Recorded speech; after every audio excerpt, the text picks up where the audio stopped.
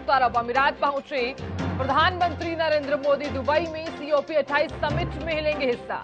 Summit का उद्देश्य एक बेहतर धरती बनाना है, पीएम ने कहा।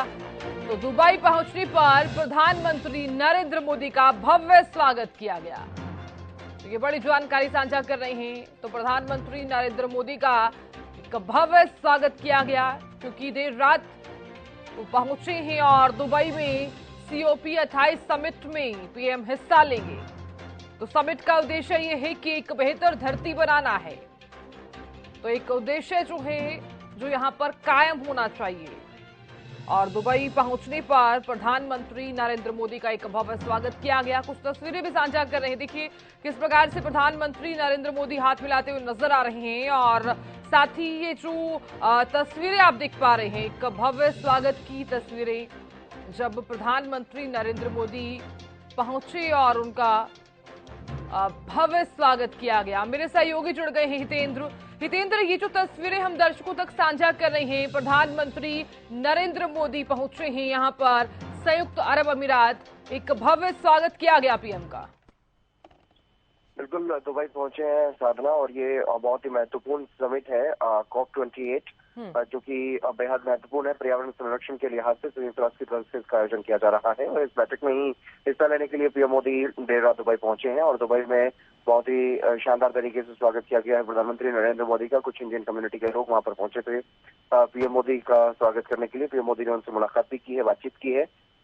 और भारत ने हमेशा पर्यावरण संरक्षण को लेकर के कई तरह की पहल की है और हमेशा सभी देशों का साथ देने की बात भी कही है। उसी को लेकर के एक बार फिर से यही संदेश प्रधानमंत्री नरेंद्र मोदी की तरफ से दिया गया है कि भारत की अगुवाई में जो G20 में पर्यावरण संरक्षण को लेकर के जो कुछ घोषणाएं की गई थी, इस बारे में जो सहमति बनी है उसे COP28 में भी आगे बढ़ाया जाएगा। इसी तरह का जो है काम यहाँ पर किया जाएगा।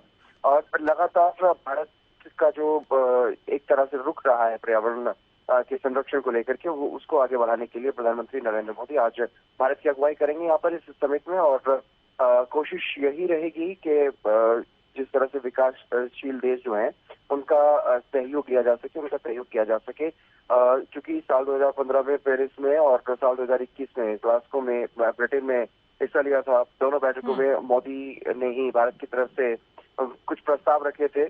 पीएम मोदी ने भारत को साल 2070 तक कार्बन न्यूट्रल बनाने की घोषणा की थी। और COP28 की बैठक में पेरिस सम्मेलन में जो फैसले लिए गए, उनके जो फैसले हैं उन पर भी विचार किए जाने की बात जो है वो कही गई थी।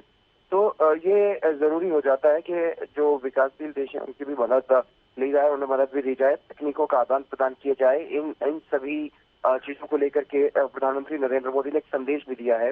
दुबई पहुंचने से पहले एक बयान जारी किया था जिसमें उन्होंने लिखा कि भारत विकासशील देशों को पर्यावरण सुरक्षा करने और तकनीक के आदान प्रदान के लिए पूरा सहयोग देने का पक्षधर है। यानी कि किसी भी तरह का अगर सहयोग विकासशील देशों को चाहिए भारत की तरफ से, भारत अगर किसी की मदद कर सकता है तो करने के लिए तैयार है। और इसीलिए ये जो बैठक है वो काफी महत्वपूर्ण हो जाती है, क्योंकि पर्यावरण संरक्षण एक बड़ा मुद्दा होता जा रहा है, वैश्विक मुद्दा पहले ही बन चुका है। तो ऐसे में ये बहुत जरूरी हो जाती है इस तरह की बैठक की चिंतन मनन, और उन पर क्रियान्वयन बहुत ही महत्वपूर्ण हो जाता है। और COP28 की बैठक के लिए जैसे ही प्रधानमंत्री नरेंद्र मोदी दुबई की धरती पर उतरे तो वहां पर बड़े शानदार तरीके से एयरपोर्ट पर पीएम मोदी का स्वागत किया गया है। पीएम मोदी ने ट्वीट में भी लिखा है कि COP28 विश्व जलवायु कार्रवाई शिखर सम्मेलन के लिए UAE पहुंचे हैं। यहाँ पर जो स्वागत किया गया है उसके लिए बहुत शुक्रिया प्रधानमंत्री नरेंद्र मोदी ने ट्वीट के जरिए वहां के लोगों का किया है।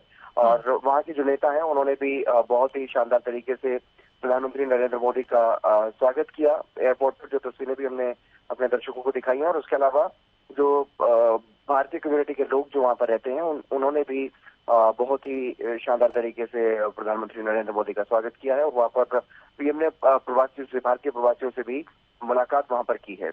तो ये बहुत ही अहम दौरा प्रधानमंत्री नरेंद्र मोदी का संयुक्त राष्ट्र अमीरात का। बिल्कुल हितेंद्र, बहुत शुक्रिया जानकारी देने के लिए और बने रहने के लिए।